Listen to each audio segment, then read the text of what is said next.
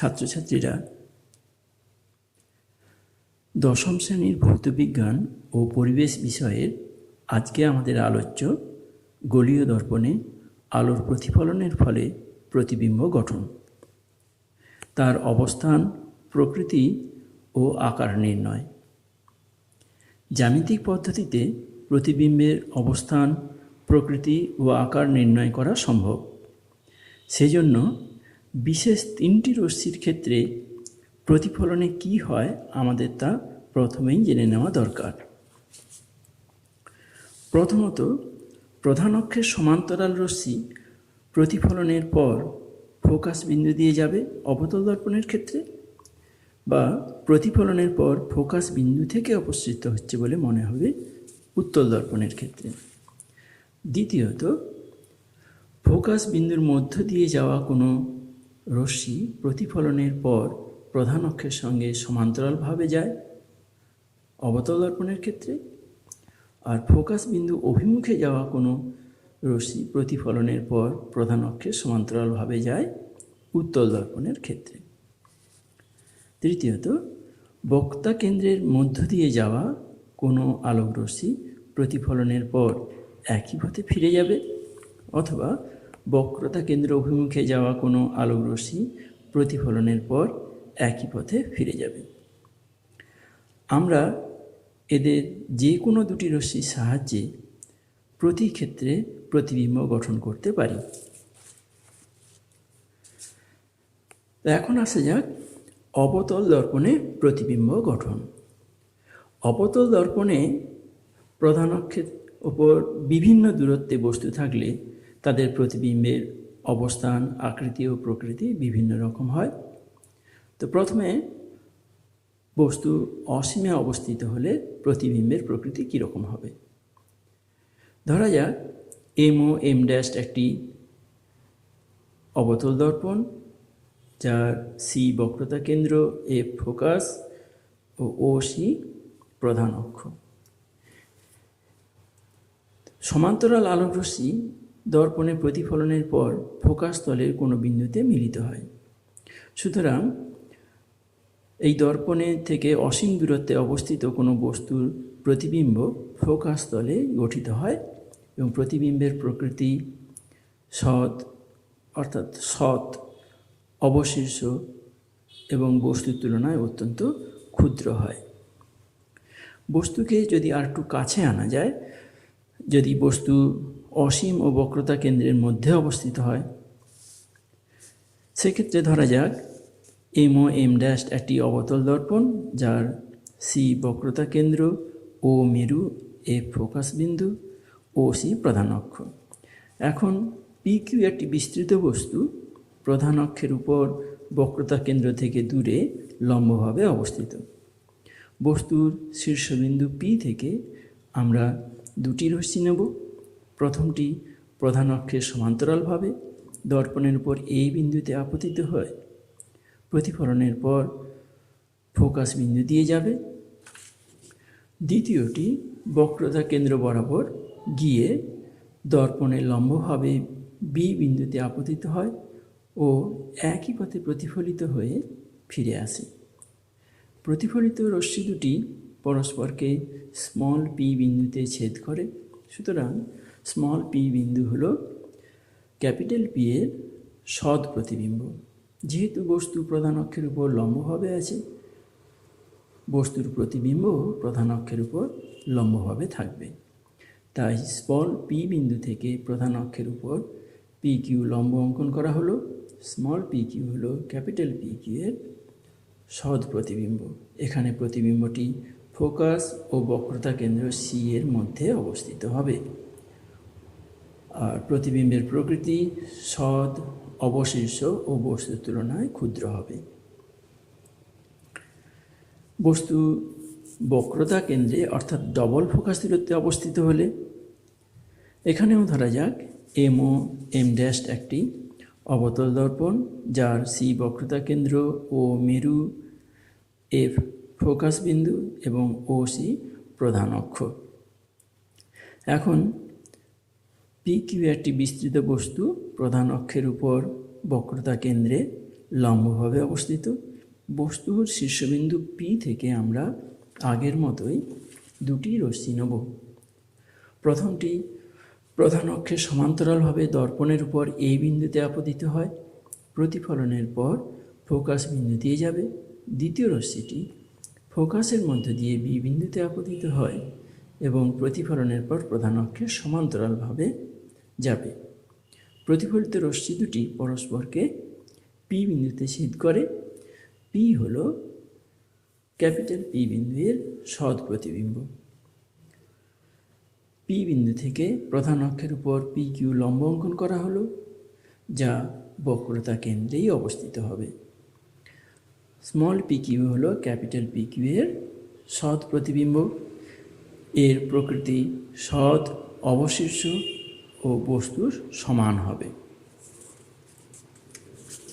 বস্তুকে আরেকটু কাছে, অর্থাৎ বস্তুটিকে বক্রতা কেন্দ্র ফোকাসের মধ্যে অবস্থান করলে, ধরা যাক এক্ষেত্রে এম ও এম ড্যাশ একটি অবতল দর্পণ, যার সি বক্রতা কেন্দ্র, ও মেরু ও এফ ফোকাস বিন্দু, ও সি প্রধান অক্ষ।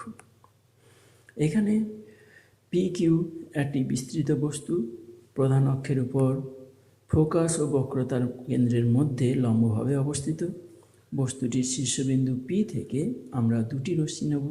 প্রথমটি প্রধান অক্ষের সমান্তরালভাবে দর্পণের উপর এই বিন্দুতে আপতিত হয়, প্রতিফলনের পর ফোকাস বিন্দু দিয়ে যাবে। দ্বিতীয় রশ্মিটি বক্রতা কেন্দ্র বরাবর গিয়ে দর্পণে লম্বভাবে বি বিন্দুতে আপতিত হয় ও একই পথে প্রতিফলিত হয়ে ফিরে আসে। প্রতিফলিত রশ্মি দুটি পরস্পরকে স্মল পি বিন্দুতে ছেদ করে। সুতরাং স্মল পি বিন্দু হল ক্যাপিটাল পি এর সৎ প্রতিবিম্ব। আর যেহেতু বস্তুটি প্রধান অক্ষের উপর লম্বভাবে অবস্থিত, প্রতিবিম্বও প্রধান অক্ষের উপর লম্বভাবে অবস্থিত হবে, তাই স্মল পি বিন্দু থেকে প্রধান অক্ষের উপর পি কিউ লম্ব অঙ্কন করা হলো। এখন স্মল পি কিউ হল ক্যাপিটাল পি কিউ এর সৎ প্রতিবিম্ব। এর প্রকৃতি সৎ, অবশিষ্ট ও বস্তু অপেক্ষা বড়। প্রতিবিম্বটি বক্রতা কেন্দ্র থেকে দূরে অবস্থিত হবে। বস্তুটি যদি ঠিক ফোকাসে অবস্থিত হয়, এক্ষেত্রেও ধরা যাক এম ও এম ড্যাশ একটি অবতল দর্পণ, যার সি বক্রতা কেন্দ্র, ও মেরু, এফ ফোকাস বিন্দু এবং ও সি প্রধান অক্ষ। এখানে পি কিউ একটি বিস্তৃত বস্তু, প্রধান অক্ষের উপর ঠিক ফোকাস বিন্দুতে লম্বভাবে অবস্থিত। বস্তুর শীর্ষবিন্দু পি থেকে আমরা দুটি রশ্মি নেব। প্রথমটি প্রধান অক্ষের সমান্তরালভাবে এই বিন্দুতে আপতিত হয়, প্রতিফলনের পর ফোকাস বিন্দু দিয়ে যায়। দ্বিতীয় রশ্মিটি বক্রতা কেন্দ্র বরাবর গিয়ে দর্পণে বি বিন্দুতে লম্বভাবে আপতিত হয় ও প্রতিফলিত হয়ে একই পথে ফিরে আসে। প্রতিফলিত রশ্মি দুটি পরস্পরকে কখনোই ছেদ করে না, তারা পরস্পরের সমান্তরাল হয়, অর্থাৎ তারা অসীমে মিলিত হয় বলে ধরা যায়। অর্থাৎ বস্তুটি অসীম দূরত্বে সৎ অবশিষ্ট প্রতিবিম্ব গঠন করে এবং প্রতিবিম্বের আকৃতিও বস্তু অপেক্ষা অনেক বড় হয়। এই সমস্ত উদাহরণগুলিতে আমরা অবতল দর্পণের দ্বারা সৎ বস্তুর সৎ প্রতিবিম্ব গঠিত হয়েছে দেখিয়েছি। একটা কথা, এক্ষেত্রে আমরা সৎ কথাটা ব্যবহার করছি, কোনো কোনো ক্ষেত্রে দন্তস খণ্ডত সৎ কথাটাও ব্যবহার করা হয়। এখন আমরা দেখব সৎ বস্তুর অসৎ প্রতিবিম্ব গঠন কিভাবে হয়। যদি বস্তুটি ফোকাস ও মেরুর মধ্যে অবস্থিত হয়, তবে অসৎ প্রতিবিম্ব গঠিত হয়। ধরা যাক এই ক্ষেত্রে এম ও এম ড্যাশ একটি অবতল দর্পণ, যার সি বক্রতা কেন্দ্র, ও মেরু, এফ ফোকাস বিন্দু, ও সি প্রধান অক্ষ। এখানে পি কিউ একটি বিস্তৃত বস্তু, প্রধান অক্ষের উপর ফোকাস ও মেরুর মধ্যে লম্বভাবে অবস্থিত। বস্তুর শীর্ষবিন্দু পি থেকে আমরা দুটি রশ্মি নেব। প্রথমটি প্রধান অক্ষের সঙ্গে সমান্তরালভাবে দর্পণের উপর এ বিন্দুতে আপতিত হয়, প্রতিফলনের পর ফোকাস বিন্দু দিয়ে যায়। দ্বিতীয় রশ্মিটি বক্রতা কেন্দ্র বরাবর গিয়ে দর্পণের বি বিন্দুতে লম্বভাবে আপতিত হয় ও প্রতিফলিত হয়ে একই পথে ফিরে আসে। প্রতিফলিত রশ্মি দুটি পরস্পরকে কখনোই ছেদ করে না। রশ্মিগুলি অপসারী হয়। এদেরকে পিছন দিকে বর্ধিত করলে দর্পণের পিছনে পি বিন্দুতে মিলিত হয়। অর্থাৎ প্রতিফলিত রশ্মি দুটি পি বিন্দু থেকে অপসৃত হচ্ছে বলে মনে হয়। পি বিন্দু হবে ক্যাপিটাল পি বিন্দুর অসৎ প্রতিবিম্ব। স্মল পি থেকে অক্ষের উপর পি কিউ লম্ব টানা হলো। এখন স্মল পি কিউ হলো ক্যাপিটাল পি কিউ এর অসৎ বিবর্তিত সমশীর্ষ প্রতিবিম্ব, যা দর্পণের পেছনে গঠিত হয়। এরপর আমরা আসবো উত্তল দর্পণের সাহায্যে প্রতিবিম্ব গঠন। ধরা যাক এম ও এম ড্যাশ একটি উত্তল দর্পণ, যার সি বক্রতা কেন্দ্র ও মেরু ও এফ ফোকাস বিন্দু ও সি প্রধান অক্ষ। এখানে পি কিউ একটি বিস্তৃত বস্তু দর্পণের সামনে যে কোনো দূরত্বে প্রধান অক্ষের উপর লম্বভাবে অবস্থিত। বস্তুর শীর্ষবিন্দু পি থেকে আমরা দুটি রশ্মি নেব। প্রথমটি প্রধান অক্ষের সঙ্গে সমান্তরালভাবে দর্পণের উপর এই বিন্দুতে আপতিত হয়, প্রতিফলনের পর ফোকাস থেকে অপসৃত হচ্ছে বলে মনে হয়। দ্বিতীয় রশ্মিটি বক্রতা কেন্দ্র বরাবর গিয়ে দর্পণের উপর বি বিন্দুতে আপতিত হবে। যেহেতু এটা লম্বভাবে আপতিত হয়েছে, প্রতিফলনের পর একই পথে ফিরে আসে। প্রতিফলিত রশ্মি দুটি কখনোই পরস্পরকে ছেদ করে না। লক্ষ্য করলে দেখা যায় রশ্মিগুলি অপসারী হয়। এদেরকে পেছনের দিকে বর্ধিত করলে দর্পণের পিছনে স্মল পি বিন্দুতে মিলিত হয়। অর্থাৎ প্রতিফলিত রশ্মি দুটি স্মল পি বিন্দু থেকে অপসৃত হচ্ছে বলে মনে হয়। স্মল পি বিন্দু হবে ক্যাপিটাল পি এর অসৎ প্রতিবিম্ব। পি বিন্দু থেকে অক্ষের উপর পি কিউ লম্ব টানা হলো। এখন স্মল পি কিউ হলো ক্যাপিটাল পি কিউ এর অসৎ সমশীর্ষ বস্তু অপেক্ষা ক্ষুদ্র প্রতিবিম্ব, যা দর্পণের পেছনে ফোকাস দূরত্বের মধ্যেই গঠিত হয়। উত্তল দর্পণের সামনে যে কোনো দূরত্বে বস্তু রাখলে প্রতি ক্ষেত্রেই প্রতিবিম্বের প্রকৃতি অবস্থান বিশেষ কোনো পরিবর্তন হয় না। বস্তুটি দর্পণের খুব কাছে থাকলে প্রতিবিম্বের প্রকৃতি সামান্য বড় হয় আর প্রতিবিম্বের দূরত্ব সামান্য কম হয়। আর বস্তুকে দর্পণ থেকে অসীম দূরত্বের দিকে নিয়ে গেলে প্রতিবিম্বের প্রকৃতি ক্রমশ ছোট হতে থাকে এবং প্রতিবিম্ব ক্রমশ ফোকাস দূরত্বের কাছাকাছি পৌঁছে যায়।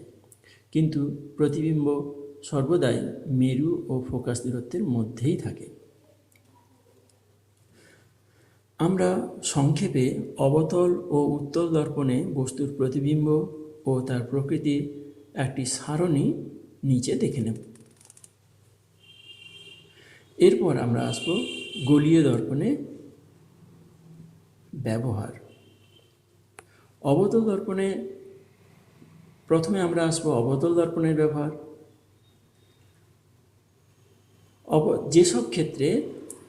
যেসব ক্ষেত্রে বস্তুর বিবর্তিত অর্থাৎ বড় প্রতিবিম্ব দেখার প্রয়োজন হয়, সেখানেই আমরা অবতল দর্পণ ব্যবহার করে থাকি।